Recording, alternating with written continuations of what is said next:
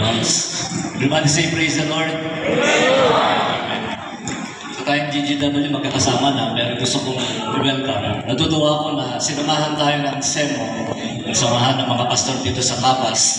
Siyempre sila Bishop Ibay, Bishop Luango, Pastor Chris, at yung mga kasama nila na nandito ngayon.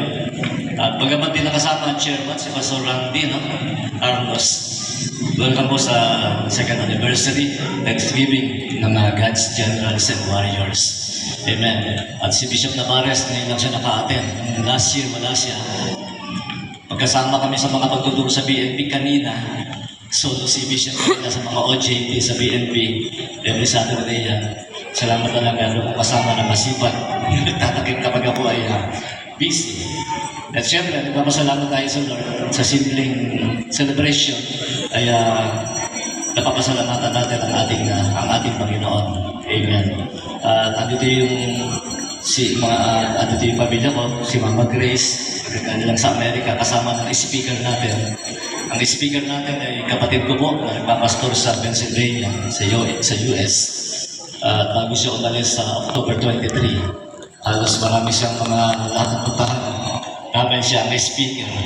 Speaker siya dito, bukas sa German, speaker siya. Bukas ng hapon, speaker din siya sa Caloocan. But salamat sa Panginoon, ang pagpupuri ay sa Kanya. Mga kapatid, gusto ko lang i-clear, hindi po bida ang GGW dito. At kahit sinong pastor at bishop ay hindi bida dito sa gawain ito, kasamahan ito kundi ang ating Panginoong Hesus Kristo. Akala nila, tinawag kayong God's General, parang iba ang taas naman. Sabi namin hindi, mga utusan lang kami ng Commander-in-Chief. Ang Commander-in-Chief ay si Jesus Christ. Kami po, tayo po dito sa God's General ay mga utusan lang ng ating Panginoon. Tulad ng sinabi ng mga kapatid natin na pastor na nauna, papasalamat tayo na i-celebrate natin ng simple ang pagtataas ng pangalan ng Panginoon. Amen. Can you say amen? Malapakan natin yung Lord natin. Church. Hallelujah. Sabi nga ni Pastor Navarez, Bishop Navarez, the best is yet to come. Ang pinaka-the best yung susunod.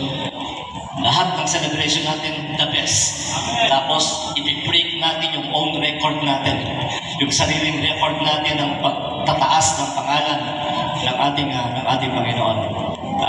Salamat din kahit wala pa yung ating mayor. Itong si Mayor Boots ay talagang nakasuporta sa God's General kahit nung last year pa. Ever since, siyempre si Vice Mayor Alex.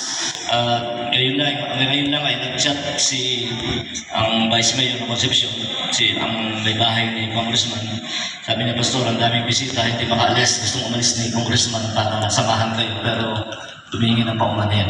So, naiintindihan naman natin yan, mga kapatid. And of course, ang ating GGW pastors, dito po, hindi rin kumpletong nakarating. Pero si Pastor Oscar po, namatayan ng kapatid, at yung iba naming pastor na kasama ay wala. But purihin ng Panginoon, hindi rin po nakasama yung lahat ng mga miyembro ng bawat church.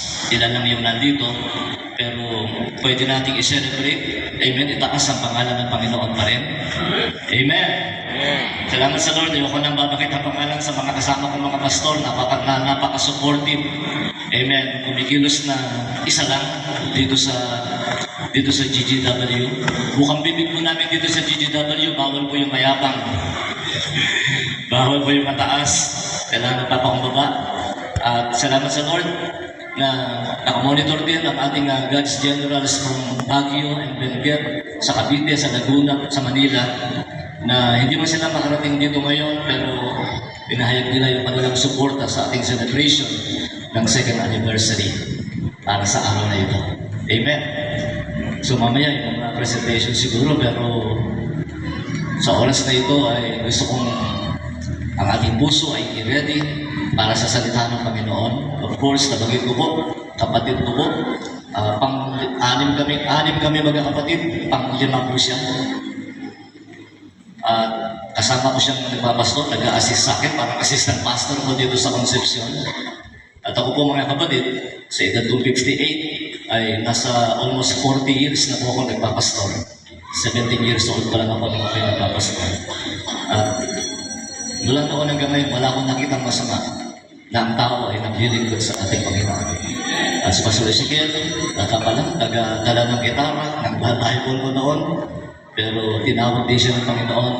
Ilang taon ka na nasuot sa Amerika? 20 years. 23 years na siya sa Amerika at meron church na pinagpapasulat doon sa Living Water Church. Amen. Purihin ng Panginoon. At sa oras na ito, mga kapatid, hiling ko na tayong lahat ay tatayo to welcome the man of God para dalihin sa atin ang salita ng ating Panginoon. Amen. It's a privilege na marinig natin ang salita ng Diyos mula sa tao ng Panginoon to the man of God, Pastor Ezekiel Alfonso. Amen.